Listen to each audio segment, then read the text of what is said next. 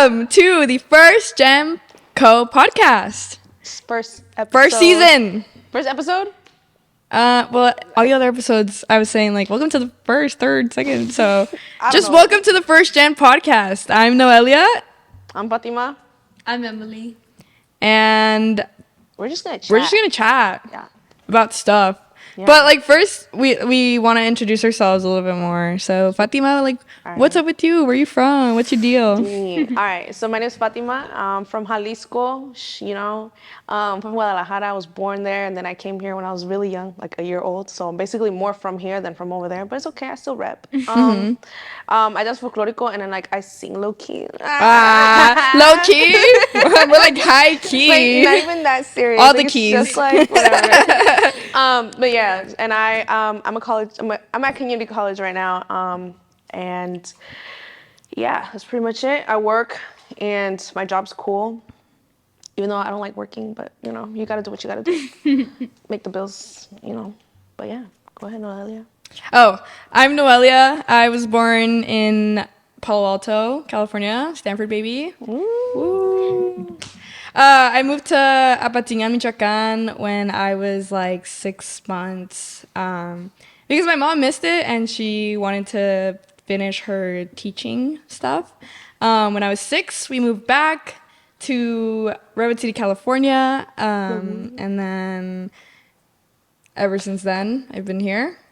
I love to skate. I also like to BMX. I like to do things that make me get hurt. I don't know what it says about me, but I like getting hurt and then like doing it all over again.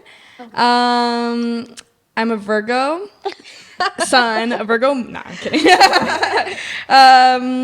That's it. Yeah. Take it away, I Emily. go to school in Boston. Oh, yep. Yeah, that's something. Okay. My name is Emily Amador. I'm from South Central Los Angeles. I was born and raised out here, and my mom's from Jalisco, my dad's from Michoacan, so it's kind of been that first gen Mexican-American experience. I don't know, I'm very passionate about writing, public speaking, and really serving my community because they've been there for me, and that's how I've been granted all these opportunities. So. Love it. Yeah. Cool. Love it. Okay, so we were talking about it earlier. What's it like living because we're from the Bay Area, you're from LA and stuff. We were talking about it earlier how like when I moved here, my parents kind of moved away from LA because they were like, nah, it's hella hectic. Like Yeah. we're gonna move somewhere like that's calmer. Redwood City, for example, is like a small town. Now it's hella big, like gentrified as fuck. But like I think it's good. That way, like, there's the violence has definitely stopped. I think that's bullshit. No, Yeah, you know I what? Yeah, that's true agree. because my friend did get shot like last year in Redwood City, so I was like, Yeah, I know. I don't know about the many of violence people part. who got stabbed. yeah. Recent stabbings. Also, like the fireworks in Redwood City, for a long time, I feel like they weren't popping that much. And this past 4th of July, there was She was so popping. many in Redwood City. So Yeah. I feel like maybe if we're talking about gentrification, the gentrification in Redwood City, I feel like, has made the living standards worse for the communities most vulnerable to crime, for sure. making them probably rely more on crime. But I don't know. What's it like in LA? I guess there's no one experience, but I think LA's so big, everyone knows each other. So although everyone has their own unique experience, there are little themes in everyone's lives, and everyone kind of knows each other, so, you can't lie, do anything like that. But I don't know, I've had a good experience out here. I think being that it is in the midst of being gentrified, I think it's just a mixture of emotions. Like, I think that there can be development without displacement, and I'm seeing a lot of displacement now, so I think that's just very hurtful for me. Yeah. I guess, I don't know. I think an outsider might come and they don't see a lot and they don't see the value, and it's just kind of like, oh, homelessness, oh, poverty, oh, gun They try violence. to change it up. They do Like, try you're to not even change from it here. up. Exactly. Yeah, you're not from here. Or I don't know, I think people just don't have the patience or really the humanity to consider people for who they are. So I don't know. I grew up, in South Central, right there, Florence and Normandy, right where the riots were in '92. And I think a lot of it, it's just super cultural is one thing. If you live in LA, again, you pretty much know the history of it, the significance of the different streets. Like there's murals. That's another thing. Yeah, Super. that's big. Everyone's I feel super like we don't prideful. have that where we're from. We Really? don't have that. Yeah. They try to do it, but it just doesn't hit the same. Like here, there's a story behind the murals. 100%. Over there, they're just kind of doing it to like, they're like, it's a community project. They're like, just paint on the wall. Yeah, Like, no. Make it seem much more friendlier. Yeah. It's not. Yeah, It's I not. feel like LA definitely has that more of like a Latino culture Yeah. and like a 100%. stronger history Chicano, Chicano culture. culture. Yeah. Yeah. I mean, 'cause we Yeah. did see that with like the Zoot Suit riots, Yep. and I think everything that is Chicano history is in Los Angeles. is. That is It the is. heaviest. I mean, also Central America too. Like, I think, yeah, I mean, my community, it was growing up predominantly black and brown. It shifted more brown, especially where I'm from, where you're seeing more undocumented folks come into the neighborhood. But yeah, my class, I went to a KIPP school, so it's pretty much, yeah. We have those, those, too. yeah. We recently got those. Like once I was out of elementary school is when I started to see more KIPP schools. I have so much love for KIPP schools. Like, I think I definitely wouldn't be here without, I mean, the resources they have are just, they're crazy. You don't see them in LAUSD schools or other schools like that. Like, I think when it comes to any opportunities that I have, like, I always think back at KIPP. Like, and I didn't even want to go. My mom forced me to go. Like, I was very much, falling into the influence. Oh, well, my friends go here. Like, no, I can't leave them in it. I'm betraying my friend. No, but I'm really grateful because the people I've met, I mean, I'm still friends with pretty much everyone. Like, we all know each other, and I think they've all been very good influences on me and very supportive of me too. But yeah, nothing but love for KIPP. Like, they're just always there. And like, I think too, like, their KIPP through college sort of program, they really follow you through each and every step.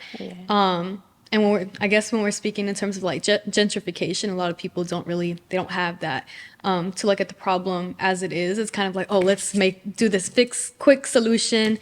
Even with like the electoral race for mayor recently, I think it was a lot of talk of homelessness, because there's the homelessness crisis, right? A lot of people, these temporary solutions, oh, like, let's just move them this way, oh, we can do this, we can provide that. But I think what people don't realize is it starts with early education, if we're being real. Like, let's talk about that, because you can't look at the problem from up down. Yeah. Like, you got to look from Yeah. down up. You got to start That's from so true. early education. Your brain's developing, your habits, after school programs. I mean, And then to have like mental health stuff as well. Like people Exactly. don't have access to that, especially in like poverties like this. Poverty communities like this. Yeah. It's like it's very limited because there is so many people. Yeah. Like Yeah. there's only a certain amount of medical professionals that can help people out. Yeah. And then on top of that, insurance and all that stuff comes Yeah. into play. So I think that definitely is a factor into why LA has so much of a homelessness problem. Where we're from, it definitely is a homelessness problem. It's gotten worse. It's gotten very much worse. Yeah. And our city, their solution was to just like where I live, there's like an underpass. Yeah. And it used to be just grass.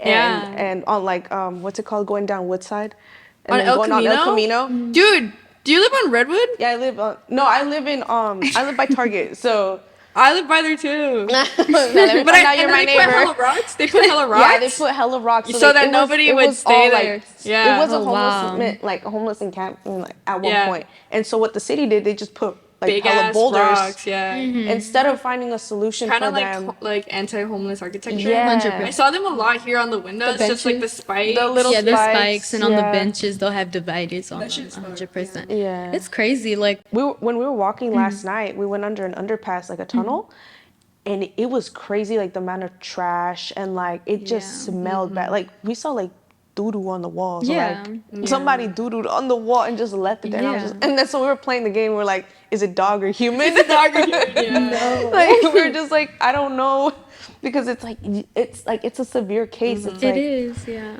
Yeah. you know, there's not much you can do. They had the funds for it. That's the problem. If they had this issue elsewhere, Beverly Hills, different Yeah. For communities, sure. They'd be on it It'd be like quick. this. We saw that with the BLM protest. Yeah. There was, I think it was Beverly Hills or around there. There was rioting, looting happening. It was cleaned up next day. People were out Yeah. cleaning. 92 riots. Businesses are still recovering from that. You're That still was seeing 3 years ago. 100%. Yeah, and it's still like you're seeing the impacts of that from everyday people, and I think Yeah. it's not about like what can you do, it's what you're not doing. Like, and I think with LA especially, it's so redlined that I mean, at that point, like I think they're just it's very explicitly ignoring the problem. Like we know that we're redlined, we know that in certain regions and there is an influx of homelessness, but I think again with the education aspect, like looking at people's circumstances, I think if they just listened to everyday Yeah. people, like there wouldn't be the problems that we have with like gang affiliation.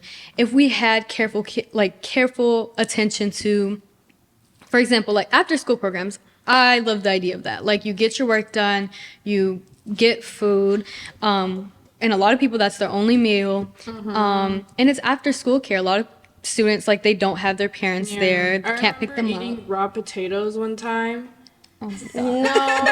Potatoes. at CNG, or like it was like a Boys and Girls Club affiliate, and because they would do like the Second Harvest Food Bank at the school, and then right before the program, and then me and my friend, we were hella hungry, and we were like, what if we just eat this potato? Oh my And we God. tried to eat it, and it did not. It was not nasty. good, but yeah. Dude, I'm not even gonna lie. I did hate going to after school programs Yeah, that shit because sucked. Yeah. my parents worked really hard. So my mom worked from like I would only see my mom like once a day for like an hour before school, and then after that I wouldn't see her at all. And then my dad works graveyard shift his whole life, so he'd work from 1 a.m. until 10 a.m. So when I'd come home from school, like he'd be sleeping, and I would have to stay in after school programs, and he would forget about me. Like he would like sleep through like the whole afternoon, wouldn't pick me up from school until like 7 p.m. Damn. That sucked, and that's why I hated after school programs. I just wanted to go home. Like even if that meant I had to be home alone, like I was just like I don't want to be here. Like it Yeah. sucked. Yeah. Yeah. So like, but like, and they would always get mad at my dad and be like, "This isn't a babysitting service." Yeah. And that sucked to hear because like me seeing my dad, I knew he was tired. Like Yeah. I like damn graveyard shift. No sympathy. No sympathy. They're like they're mean and like Yeah. But also like the people that were working those after school programs, they were Yeah. mean. they were they- mean, but a lot of the ones that I had were like in their 20s. Yes. Like they didn't know what they were doing. Yeah, I'm thinking about that now, and I'm like, they really left Yeah. us 6-year-olds with a bunch of 20-year-olds. 20-year-olds and Yeah. like do whatever you go want. do like homework help. Like, Yeah. what do you mean homework help? So yeah, but that was really annoying. But yeah, so like let's talk about like No shade to gender the mentors roles. though. No shade to mentors. No shade to the mentors. But like Yeah. y'all could have been nicer, and so like My mentors were nice. I don't know about y'all. I had Mine one was mentor. so cool. I had two mentors who were like hella cool, and they were really big role models. But they were definitely. It was always the people who had to administrate the program that were Yeah. fucked up. I think it was just a big culture of especially with the KIPP schools. It's big on discipline. Like you have to sit and slant. Like there are all these rules, like every micro thing. So I think in the moment it was like it felt like I was a robot. But I don't know. I think I'm just very grateful that that was set then because I think that made me more of a disciplined person, especially going into high school. When I went into the PWI boarding school, it was like I was with all these white people who were super You went to wealthy. boarding school? Yeah, I went to boarding school for high school because I received a scholarship. But I mean, I wouldn't have had access to that if it wasn't for KIPP. I mean, we had no idea. I thought boarding school was disciplinary school, Yeah. like military school, like you're Military going to. school. Yeah, but It's all about mindset. yeah, It's so interesting to see how your mindset and your mindset and your mindset are so different, and Yeah. you see the same experience with a different perspective. Yeah. I love seeing that. I just want to say that when Kip and like Rocket Ship started showing up in Redwood City, a lot of people were against it. Yeah. What is- So the KIPP schools are charter schools that Yeah. started up in our In our area. community. So they were kicking out like the schools that were Yeah. already in place, Yeah. the public schools, and I personally didn't like that. Me neither. And you know what? Like, it's not even to hate on KIPP schools, but I feel like for you, I'm glad it worked out. And Yeah. I'm glad you guys have the resources. And you know what? For It probably us, works in Redwood City now. I don't think You don't so think so? because you know what? My siblings went to KIPP schools. Oh. The education system failed them for sure. My sister doesn't know words at her high school level. She's behind. My brother is too. Like, he's smart, but like they don't teach him what they teach us now. Like, he doesn't know how to multiply. He's in 6th grade. What? I think another thing is, I think I applied myself because I could. Like, I had my parents, which they never pressured me. They were always very busy. They couldn't help me with like my English homework, whatever. But I applied myself because they put an emphasis on education. I knew that was my key out, right? But I think with a lot of people, like, you don't have that. You don't have that person pushing you. And I remember my experience at KIPP. It was always something of someone's fighting in the class. All the classes were interrupted, like all the time. Someone would just get up and fight. You wouldn't learn anything for that day, right? On top of that, long-term substitutes. A lot of these KIPP schools, you don't, either you have teachers who are coming in straight out of college or, you know, they don't even have like more experienced ones. Very rare for that, but there's a lot of long-term substitutes. So I think it worked for me because of my circumstances. You know, I don't have any learning differences that I know of, right? And so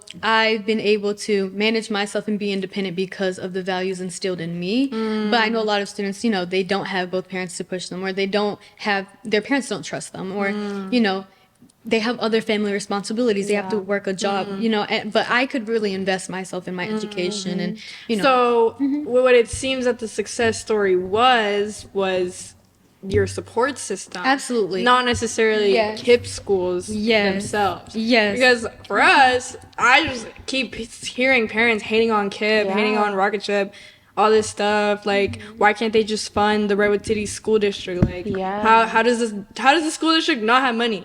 Like, how Yeah. does the school district not have money?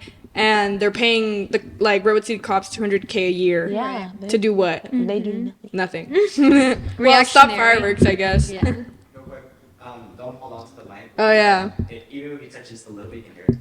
Yeah. Okay. So Well, we can then. hear you grabbing onto it. Yeah, so.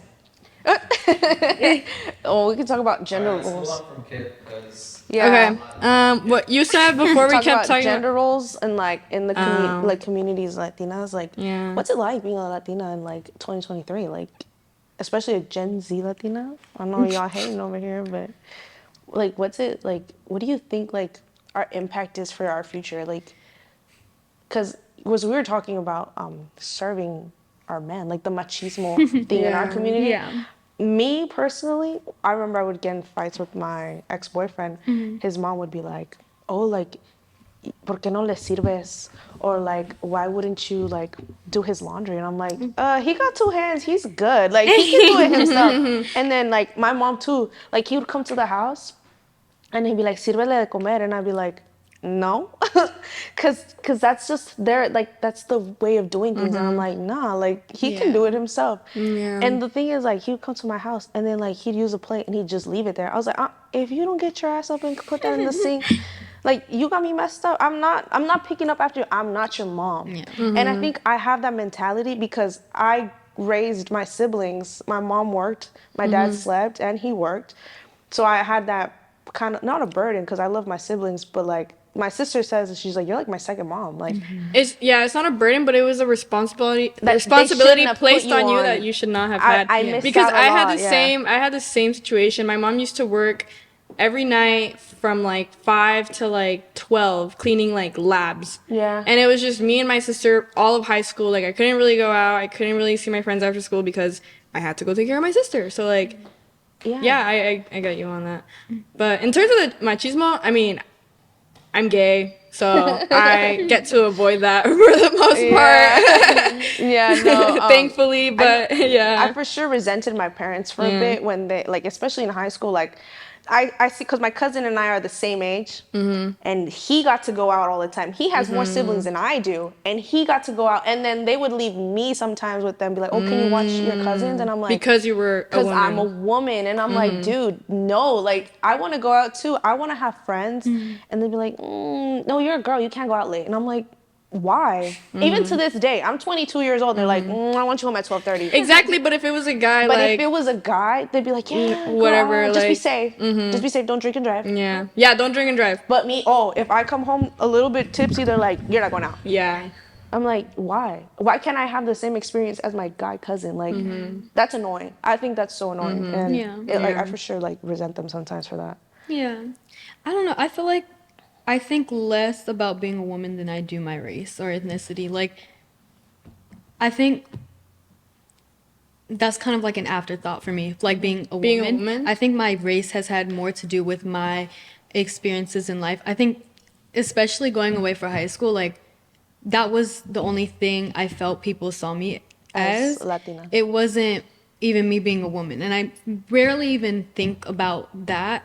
I think at home too, I have a lot of strong women in my life. Yeah. And Me too. I agree with Same, you. same, Yeah. same. I'm just I have more tias and tios and more primas and primos. So blessed. and like my most like present primo, he's gay. So it's not So even we like swapped. we're not really enforcing gender roles in my family because it's a bunch of girls. Yeah. Yeah. I mean, even so, like, I don't know. I think even with my tios, they're not really within that. I think the most is my dad, right? Because he works and stuff like that. I think there is a sense of entitlement.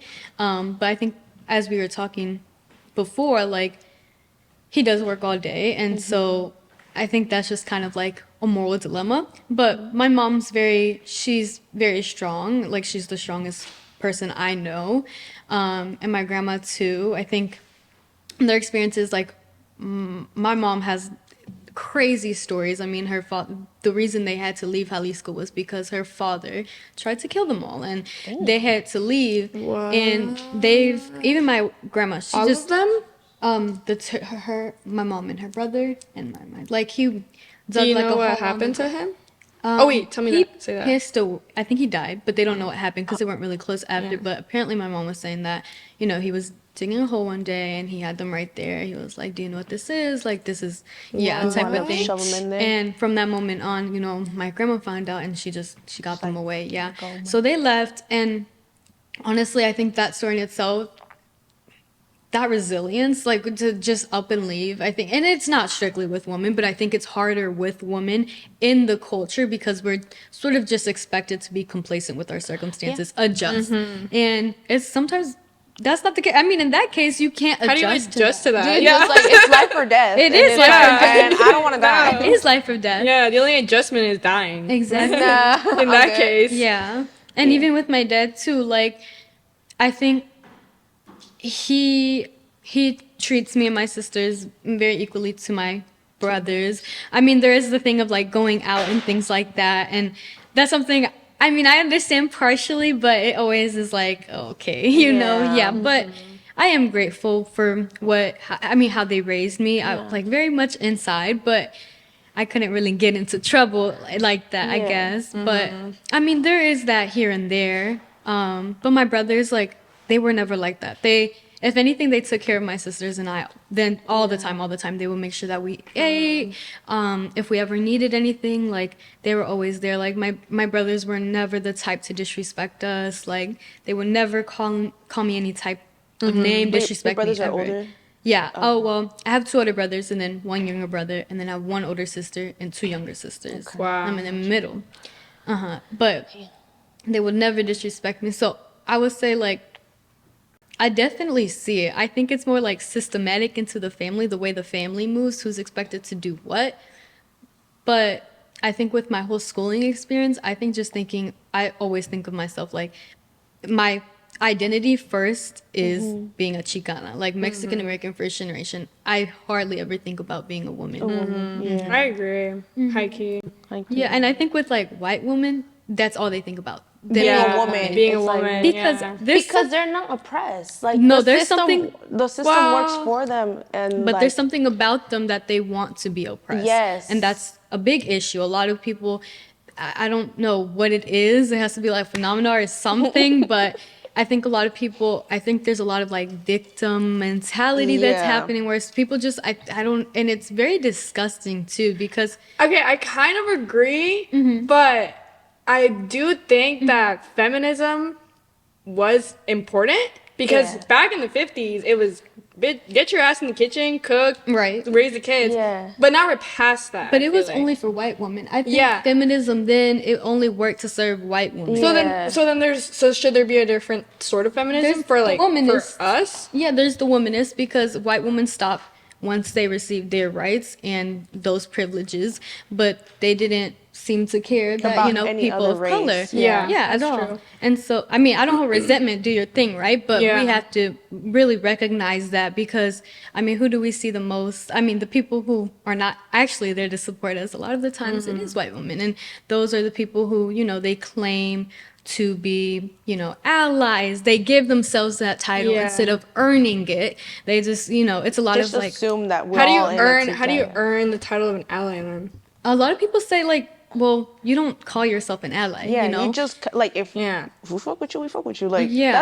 that's just in general. Like you're not Yeah. gonna be like, oh, you're my friend, and then I'm over here like I barely know you. Like see, that's the weird dynamic. You see, it's the same It's like thing. ally, like it's I'm like- a supporter. So like performative Performative act, like There's a lot of that, yeah. and that for sure is a thing now, especially with the BLM movements. Oh, I've so seen that a much. lot. And Well, now, isn't the BLM Yes. organization just like a girl, we ain't There's even a gonna get difference into that. yeah, exactly. Isn't That's a that whole lot of just the- like a Yeah. con? Yeah, no, that's a very controversial topic. But Low-key. low key. Yeah.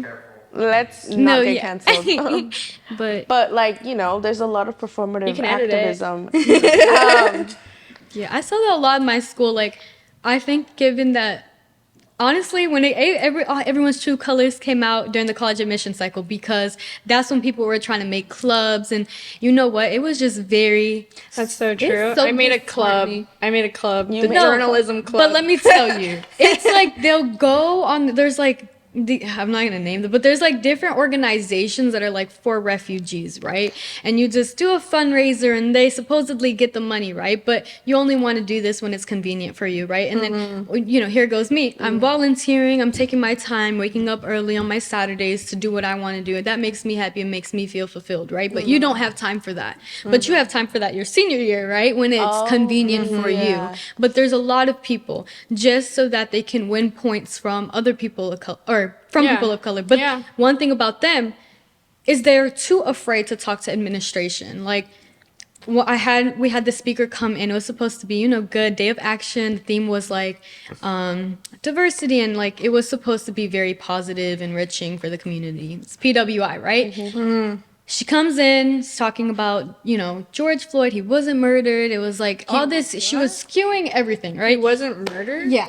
Yes. And here goes me. I'm like one of the only people of color in there because it was predominantly white and Asian, but Asian international students. What? So, Sorry, keep yes, going, girl. keep going. But she was saying all these things, and I say something at the end, right? I'm like, it's incredible to me that no one said anything. No one has paused to say anything, right? But afterwards, people come up to me, they're like, oh, wow, Emily, like, that was great what you did. Like, we knew that you were here, so we knew you were going to say something, right? You know me as a person of color on scholarship here is vulnerable, right? But you're willing to let me speak up for myself, right? And that's so admirable to watch from a distance, but you're not willing to do that for yourself. Someone who is not vulnerable, you are a citizen here. You're white. This was made for you. And you pay tuition. You're not getting in trouble. You're not I feel getting like that's kicked out. condescending though. Like for them Absolutely. to be like, oh my God, you spoke up for yourself. Congrats. Absolutely. I take that as a It's backhanded me. compliment. Yeah. And be like, yeah, that's what you should be doing. Yeah, because it's like you normally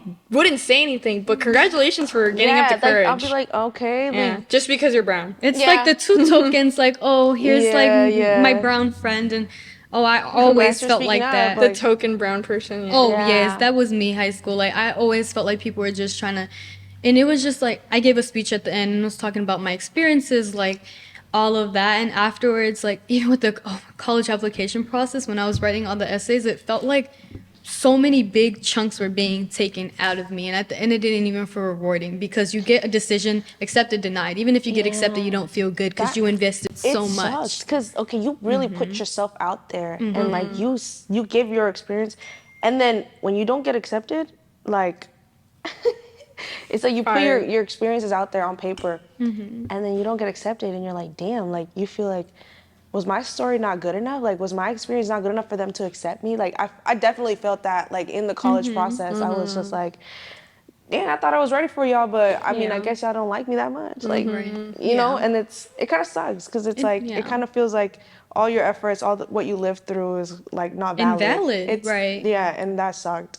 And you see, like, I think along with that, I saw a lot of my white peers, or, you know, peers who are wealthy, maybe not necessarily white, but they kind of eased through this. You know, they had their parents helping them. They had the SAT tutoring. Yes, this girl talked about how she had this college counselor, 10K, and like people Like, are no. putting so much money into their success, and you're ridiculous. just doing this, you know, for the first time. It's like so overwhelming, and Yeah. then here you go, you hear people calling colleges, and I hadn't realized how corrupt college and university admissions was until I was doing it, and I had these people around me. And it just got worse. It's so disrespectful, and then people with legacy. Oh, let's talk about that. affirmative action. Yes, and that L. hurt even more because I saw and heard people at my school, they were posting all these things, and it was just so unbelievably disrespectful that, you know, they've been in private education all of their life. They receive tutoring. They don't have family responsibilities.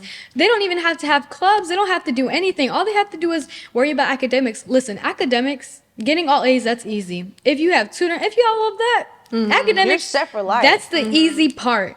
What's more admirable is when you're maintaining a competitive academic profile and you have family responsibilities, you're working a job, you're doing all of these things. I'd rather hire someone who's doing that than someone who's just like leaning off that money, generational wealth, that legacy. Oh, But heavy that on the sucks legacy. how they get the priority. Like we're over Absolutely. here working hard, Yeah. you know, raising kids that are not ours, and you know we get to miss out on the parties, the hanging out with friends, the whole high school experience, the whole college experience for some people. The social capital And that then a lot of the you're white like kids are you're able to struggling. have. Some people have jobs during school. Like I knew people in high school had 2 jobs and still going to school full time.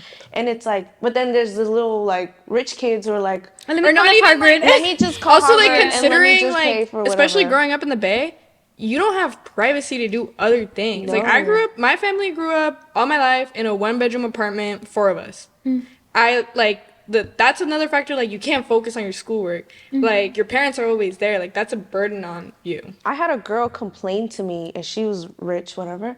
She was like, "Yeah, my mom's a lawyer, my dad's a doctor." She's like, "We live in this big house." She's like, "It's just so lonely," and I was just like, Girl, let "You me are come over." so out of touch. You are Let me so rent a out of room out. touch." And she was over here like, "Yeah, like my life is so hard." And Let I'm me like, rent a room. She graduated high school. Her parents got her an apartment in Paris. Listen, they're just doing that. Paris. They're just doing that to win As your her gift? friendship. Or what? I don't know, but That's but I terrible. was just like, dang, like you really are like my parents are never home because they're working. Mm-hmm. I get that, but like, damn, those few hours that they're gone and I'm by myself in the house. Whew, I know. I'm it's the chilling. best. I'm over here like- yeah, like I low key like yeah, it sucked that I had to take care of my sister for that many years, but also like when my mom wasn't there, you had and it was fun. just Like we were vibing. It was just fun, yeah. But So she's there over are here some like, good she's moments like, of oh, it. my house is so big. I'm so Yeah. alone, and I'm like, dude, like my parents leave in our 2-bedroom apartment. And It's if you like, ever gone we're over to chilling. white people's houses and they're so alone and you're just there and you like hear a noise, I would like tell myself like, oh, it's probably just the neighbors,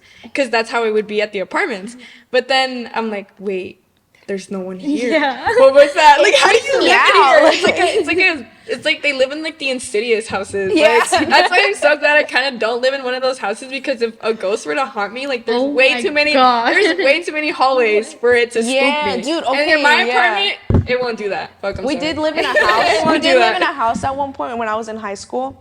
That house was scary as fuck. Like Yeah. I'm telling you, something happened in that house because when I tell you like the paranormal like activity that was in the house, like I would see like a little boy in that house. Stop. Literally, like I was walking past the hallway and then to my right there was a room. We didn't have anything in the room. We were leaving, like we were moving out at this Yeah. point. And I thought it was my little cousin in the room. Cause I didn't like look in, I just like peeped through and I was like, okay, whatever. I go peep. I come out and I asked my cousin Emily, I was just like, hey, like, was my little cousin with you this whole time while I was out like inside? And she was like, yeah, like he wasn't in the house. I'm like, so who the fuck was in the room? She's like, nobody. Wait, no. Speaking about paranormal activities, me and Renee were talking about this, or maybe we were talking about this too, where our parents always have the most fucked stories about Mexico Yes. and the devil and ghosts. And okay, my mom told me one that her grandma told her that one time there was this girl who like her mom was like lecturing her about something, and she slapped her mom across the face, and her head turned into a horse. Yeah. And then another one, there was this girl whose mom told her not to go to a party, and she disobeyed her, and she went to the party, and she met this really handsome guy, and they were dancing and blah blah blah blah blah. He took her out to like a garden to like make out and shit, and when they were about to start making out, the guy turned into a dog, and it was the sorry, devil. hold And it was the devil. Like, why? That's why? so weird. I don't believe them. My grandma has all these stories but from when like you the hear them when you're ranchos. little in the In ranchos, the ranchos, yeah. like she told me that this girl, like she did her first communion, and like her mom was super against it, and her dad was super against it. And it's a story, like in Jalisco, like there's a girl like encased in a glass like box, and so she died because she fell off something like a fucking staircase or something, because she was at the like she was just doing things like I don't know. She did her first communion, and her dad like killed her. What? And so she's encased and like displayed in this church, and I'm like, that's hella weird because Because her dad killed her. So is she like a martyr for believing in her in the I faith of the guess. Lord I that was so guess. strongly convicted religion in her heart? is just a whole nother topic too. Like, oh my god, if I could get into Yeah. it. Did you grow up religiously? I grew up Catholic. I also grew up Same, Catholic. We talked about this a little bit, but I feel like so. I'm happy because my parents, they never really like pushed it. My mom always wanted us to. Okay, this is gonna be deep. Wait, I don't know if we should talk about this because people are okay. So I don't know. I feel like within the church, it's just a lot of different. Very much depends on the church you go to. Yeah. Growing up, the one that we went to, I personally did not like because of how they made my mom feel for not going every Sunday. For, she would drop me off at my classes and they'd be like, oh, we didn't see you at church. We didn't see you at Damn, mass, right? that's crazy. And Guilt they'd be very tripping. demanding with money. And Damn. I mean, knowing the circumstances of my family, I just always, in my head, I'm like, this is how we live and you're still asking us for money. And I think for them to use God or higher power, anything like that, As to a form force to people and guilt trip them, manipulate them, yeah. that's terrible. But once I started going to that church near my school, I kind of just went on my own. My parents didn't force me, but it was kind of just, I don't know, with being with all the privilege and at the time being away when my friends, they were getting shot and killed, and I was so far away, and I was just looking for some type of hope and being away. I can't mourn with my family. I can't mourn with my friends, Yeah, and my parents are so desensitized to death. When I would call them, like I remember one of my friends, she committed suicide, and I remember calling my mom and my dad, and they kind of just heard me on the phone, and then they were like, okay, and it was kind of like, okay, keep going. And I don't blame them. The deaths that they've seen, I think they can't imagine the impact firsthand anymore. Yeah, Like they've gone through so They just much. like told you. Very there wasn't like, oh, we don't care, but it was like, oh, like I'm sorry, Just pray for her. Yeah. type of thing. But I don't blame them. But yeah, it wasn't like. I think at a certain point I just realized it was within me. Like when it comes to like reflecting, like That you couldn't rely on your parents.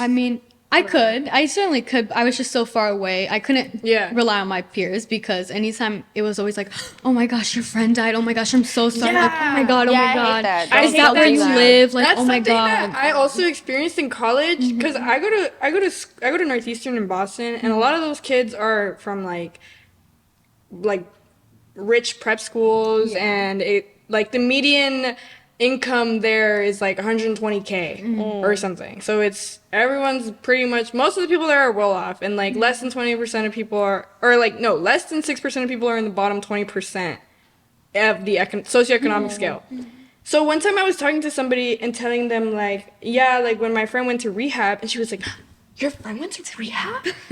Are you okay? Lord. And I was like, Yeah. yeah, like, Yeah. me? And it's like, I have many friends that went to rehab, but it's kind of like they sensationalize things that happen in your life. Yeah. Oh, that's a They oh. make it like a whole Yeah. personality type thing. And Like, Yeah. they want to mirror that, which I think Yeah. it was so disgusting. I think to go to school with people who would glamorize gang life and glamorize Yeah. being in the hood, living or in the glamorize hood. mental drugs, illness. mental They're like, oh my illness. God, I'm so depressed, or like I'm so bipolar, and I'm like, shut up. I was like, you don't want to deal with it. You don't. Like, and it's these not people funny. with It's a lot not of quirky. resources too. It sucks. Yeah, there were a lot of kids at my high school who wanted to like gangbang, wanted to sell drugs, were like showing off like their guns and shit, and like pretending like they were like cholos or some shit. Like, I don't even know. I feel like the experiences I've had, like with all like my mental health stuff, my mental health journey, it's still a journey. I'm definitely like it's just hard. Like I'm definitely opening up a lot more than I was in high school because I was so scared to be judged by people. And now, like even now, I'm still afraid of what people think about me. And I've surrounded myself with people now, and I'm good to like select who I want to be around. So like I'll take myself out of situations, and I feel like that's a lot of growth for me. And I put myself with people that like want me to be better and want me to grow. And I feel like that's a big improvement to where I was before, where I was just hanging out with people just because I didn't want to be alone. So that's definitely for me. Like I just want to surround myself with people that are gonna uplift me and who have the same goals as I do, want to have the same lifestyle I do. Because if not, if you're just gonna hang out with people that don't have aspirations for themselves, like you just gotta have to cut them off, like because those are not the people for you. You know, they're good people, but they're not good people to be around with all the time. Or to rely on. To rely on for sure. Yeah, maybe a good time. Yeah, maybe to hang out, just to hang out. But like other than that, like Yeah, no. not to like, Yeah, yeah. for sure. I would say everything comes back to community for me. Like, I think, again, it's like the LA experience, like the way you grow up, everyone kind of knows, you know, especially with the gun violence and the homelessness. I think everyone's family has in some way been impacted. And I think because of that, there's just a lot more connectivity. Like, we were talking about KIPP schools, but there is just a lot of like understanding from the people that I knew. Obviously, I think there should be more like intervention and training so that we can deal with trauma in the classroom, right? But I think for me, everything that I am today is because of those experiences I had, especially my community. Like, no one should be losing their friends at our age. Yeah. It would, and I mean, their baby faces, like and for doing nothing, literally for living their life. And I think knowing Trying to make that- sense of the world. yeah, exactly. And being at the wrong place at the wrong time. And it's scary. It can put you in loops. But I think I just always remember, like, that this is the same community that has been there for me. You know, I don't have anything else like that anywhere else. At school, I didn't have that. I did not have that. And I think that was a big part of, like, the reason why I worked so hard in DEI efforts at my school was because I needed to make sure that when other students came with similar backgrounds or even different, that they felt included. And so, I mean, even with my parents' experience, always education, because I mean, a lot of their dreams were failed because they didn't have the opportunity to access education, right? And it's just sad to think about it too. Like, sometimes I get frustrated with my parents, but it's like they're doing this the first time too. And a lot of the times they weren't able to enjoy their childhood. And so I mean, that's a lot of me now. I always have to remember how privileged I am to have both of my parents who, you know, they work very, very hard. My mom's a stay-at-home mom, but people like to not say that's a job. That is a big job. Big job. My mom is always working all the time. And I think seeing both of my parents, like my dad comes home, his hands are all rusted, his eyes are just drooping, he wants to go to sleep. And it's at the end of the day, they're both smiling, they're both there for my siblings and I. And seeing that resilience, like, I won't complain for motivate anything. you. I'm here for that. It's not happening to me, it's happening for me. And I'm grateful. That's a highlight right there. That was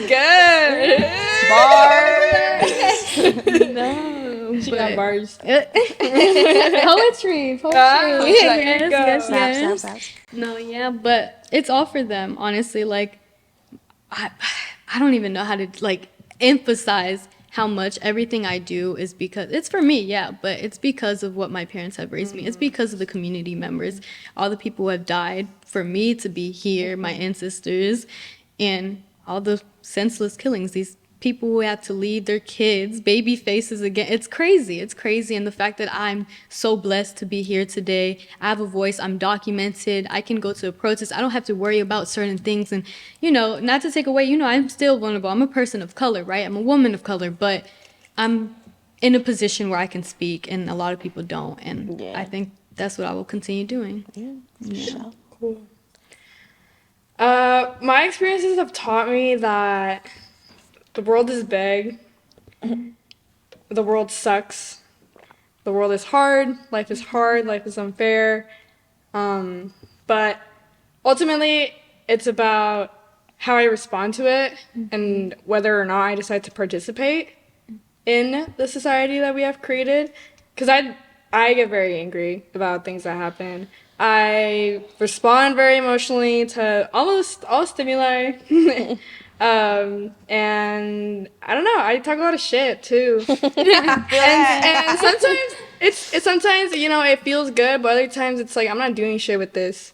And I'm always looking for something that will like allow me to feel like I'm doing something for the community, for the greater good, for, you know, connecting back to your indigenous roots, or like decolonizing, all that, you know, jargon that we've created.